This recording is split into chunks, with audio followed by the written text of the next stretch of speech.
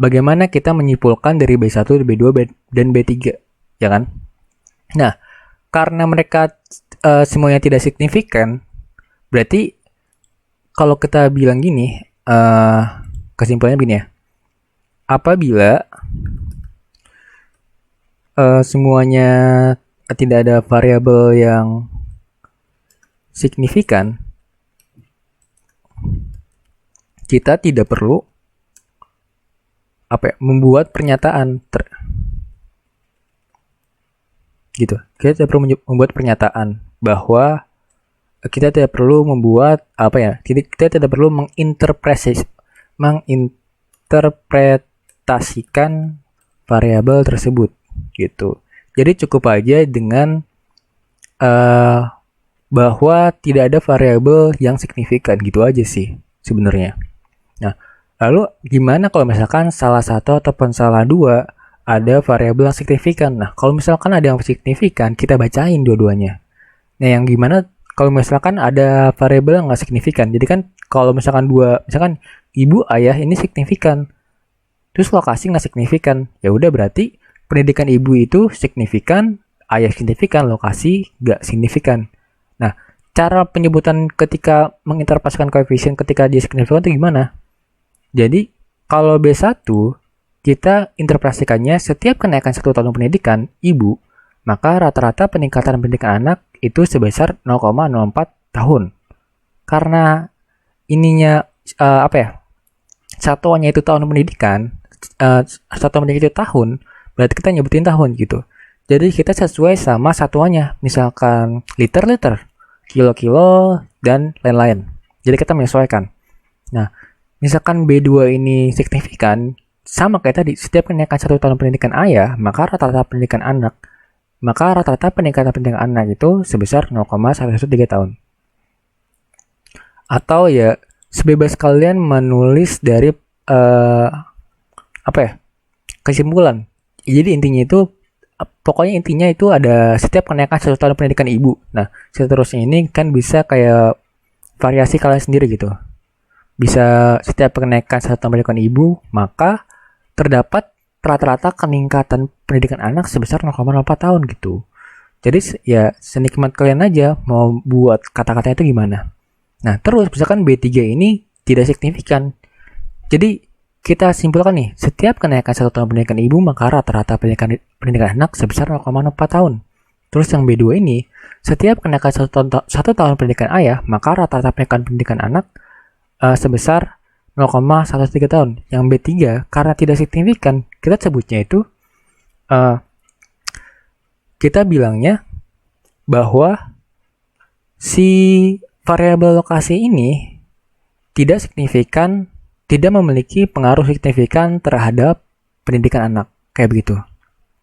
Jadi kita menginterpretasikannya bahwa variabel X tertentu, variabel X, maksudnya bisa B yang bisa pendidikan ayah, ibu, ataupun lokasi itu tidak signifikan terhadap pendidikan anak, gitu. Nah, gimana kalau misalkan yang B3 atau categorical variable ataupun dummy variable ini signifikan? Kita nulisnya gimana sih? Nah, kita menyimpulkannya seperti ini. Secara rata, orang yang bertempat tinggal di kota memiliki pendidikan anak 1,79 tahun lebih rendah dibandingkan mereka yang bertempat tinggal di desa. Nah, kenapa lebih rendah? Karena kan kita lihat di sini, dia itu minus 1,79. Kalau kita lihat, 1 ini kota kan ya, 0 itu desa. Jadi kan kita lihat 1 ini di kota, ya kan? Kita mendahulukan si kota ini. Nah, kalau kita kan kota, berarti kita mendahulukan si satunya ini, gitu. Kategori kelas 1, ya udah. Secara rata, orang bertempat tinggal di kota memiliki pendidikan anak 1,79 tahun, gitu. Beda halnya misalkan cowok dan cewek gitu. Cowoknya di 1, ceweknya di 1. Ya berarti dibilang aja secara rata-rata orang yang berjenis kelamin cowok memiliki kesempatan hidup lebih besar gitu misalkan. Jadi rendah tingginya itu kita lihat dari koefisiennya, apakah dia minus ataupun positif, kayak begitu. Nah, lanjut ke soal kayak seperti ini. Apabila misalkan ada yang kosong-kosong kayak gini, itu gimana gitu kan ya. Nah, apabila ada yang kosong, Misalkan ada A, B, C, D, E, F, G, H, I, J gitu. Kita diberitahu seperti ini, terus gimana cara kita hitungnya itu kan ya. Sebenarnya ada cara manual seperti ini kayak SSR dibagi 1, terus standar R itu S1 dibagi akar dari jumlah X dikurang X bar kuadrat gitu. Terus koefisiennya berapa, terus statnya itu di berapa, itu ada rumus manualnya. Tapi mungkin kita pakai cara mudah kali ya. Kalau misalkan kayak gini, terus gimana caranya? Nah, untuk si nomor A ini, R square ya gampang kan? Sebenarnya kan tinggal, ini sebenarnya udah jawabannya ya. Tinggal kalian cek aja kayak ada rumusnya gini. Nah, untuk R square, ini aku pakai conditional formatting gitu. Misalkan kalian pengen nyoba-nyoba terus kayak, ih gimana benernya gitu. Nah, untuk mungkin kayak kita ke TLBK juga kali ini ya. Kan conditional formatting. Nah, kita gini, terus kita new rule gitu. Terus kita use a formula to determine which cell format. Nah, kita pakai ini, paling yang atas, terus ini yang menentukan tidak sama dengan. Terus ini kita kasih format yang ini, gitu. Nanti yang tidak sama bakal ditandakan dengan yang warna kayak gini. maaf kalau misalkan ya agak kesana-sana. Jadi kita lanjut aja ya. Nah, terus si A ini gimana nih? Nah, A ini kan gampang ya, tinggal ini dikuadratin. Nah, hasilnya bener kan? Jadi kalau R square itu tinggal kita kuadratin aja. Nah, terus misalkan MS. MS itu mean square, MSR, mean square regression itu gimana rumusnya sih? Dia SSR dibagi dengan degree of freedom-nya. Berarti SSR dibagi dengan degree of freedom. Hasilnya 16,527. Terus yang C ini itu F. F test ini yaitu MSR dibagi dengan MSE. Nah, hasilnya seperti ini. Nah, signifikan F itu kita pakai fdis.rt. X-nya itu ini, degree of freedom-nya degree of freedom satunya itu kita pakai yang degree of freedom yang regression. Sedangkan residual itu kita pakai yang residual. Nah, karena kan kita belum nentuin nih. Nah, kita tentuin dulu nih. Itu rumusnya itu N min P min 1. Kita pakainya yang ini ya. Ini buat yang satu, yang cuma 2 doang. Yang maksudnya yang X-nya 1, ini yang S-nya lebih dari 1.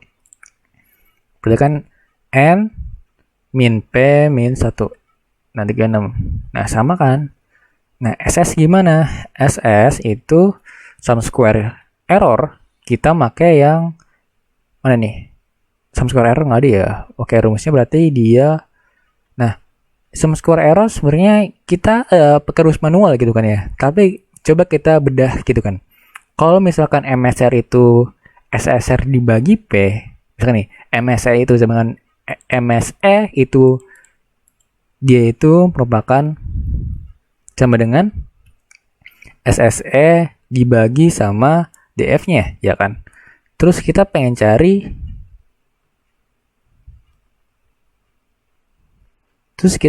nih. Kita pengen nyari si SSE ya kan? Nah, berarti kalau SSE kita cari, tinggal DF-nya kita putar aja, tinggal MSE dibagi DF. Gitu kan? Nah, coba MSE dibagi DF, hasilnya itu, beda ya. MSE dibagi DF. Oh, bukan, maksudnya MSE dikali DF. Jadi, kalau kita ini ingin MSE dikali DF, wah sama. Nah, SST itu totalnya aja. Nah, terus lanjut ke yang H, T-stat. T-stat itu gimana cara nyarinya? T-stat itu sebenarnya nyarinya tuh kita pakai dari ya. Kalau kita lihat di sini ya, aku udah lupa tadi. Oh ya, dibagi ya. Ini koefisien, sebenarnya kan T-stat itu kan ada rumusnya tersendiri gitu, yaitu S B1 misalkan kayak penyakan ibu itu B1 dibagi dengan SB1 atau sigma B1. Tapi kalau pakai rumus manual entah kenapa gak ketemu. Jadi kita pakai rumus yang dibilang agak reweh. agak remeh ya. Cuma kayak gini-gini doang, dibagi, dikali, ditambah, nah kayak gitu ya. Nah, lanjut lagi ya. Kalau T-stat itu kita koefisien dibagi standar error. Nah, hasilnya begini, terus standar errornya itu, nah misalkan ya, kalau kita misalkan lagi nih, kita secara logika gitu ya. Kita secara logikain, kalau misalkan T-stat itu mana? T-stat sama dengan itu koefisien dibagi standar error, ya kan? Sebenarnya kan? Koefisien dibagi standar error. Terus cara kita mencari standar error itu berarti kan tinggal kita balikin nih standar error ke kiri, T-stat bakal ke kanan. Berarti koefisien dibagi sama T-stat.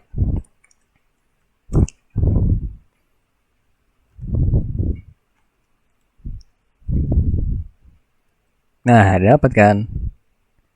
Jadi mungkin kita bermain sama logikanya tuh gimana. Kalau misalkan kayak rumusnya kayak remeh gini ya. Kalau misalkan pengen nyari manual juga nggak apa-apa gitu. Cuman agak panjang sebenarnya kalau pakai manual tuh tabelnya nanti. Nah, terus cari p-value tuh gimana? Nah, p-value sebenarnya kita bisa pakai yang ini ya, fdis. Nah, kalau fdis kan dia pakai f kan ya. Kalau t kita pakai t. Jadi tdis kita pakai yang tutel. Terus x-nya kita pakai, nah untuk x dia ini nggak bisa minus, jadi kita absolutin dulu. Absolut, terus ini, terus kita di graph freedom-nya itu kita pakai yang residual ini, di graph freedom. Jadi n min p min 1. Oh.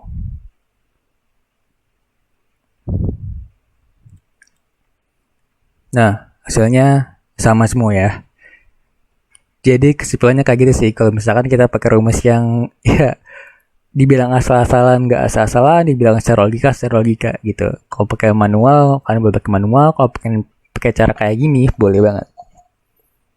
Mungkin ya kalau kita lihat dari kesimpulan seperti kayak gini, kalau kalian menentukan B0 kayak begini juga ada alpha per 2, kita pakai one tail, pakai two tail, terus hal nolnya untuk uji hipotesisnya kita pakai yang kayak begini. Terus jangan lupa kalau pengen R square kita bandingin pakai untuk membandingkan korelasinya itu berkorelasi apa enggak, kita pakai critical value-nya itu pakai dari table R.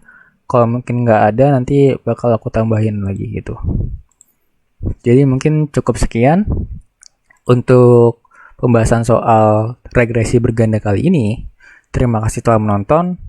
Mohon maaf apabila ada kesalahan dalam tutur kata atau pengucapan. Semoga apa yang saya sampaikan dapat bermanfaat bagi kalian semua atau aku juga.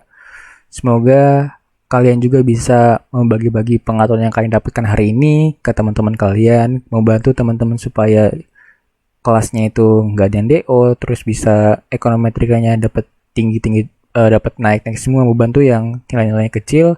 Yang bukannya kecil tapi nilainya yang kurang mungkin ya. Yang kurang. Kalian bantu sebisa mungkin kalian ya, menjaga teman, tetap solidaritas, tetap peduli, jangan cuek, jangan ya pokoknya peduli ya. Semangat, semoga kita bisa satu penempatannya barengan, maksudnya ya gitu lah ya, gitu pokoknya. Terima kasih semuanya. Assalamualaikum warahmatullahi wabarakatuh.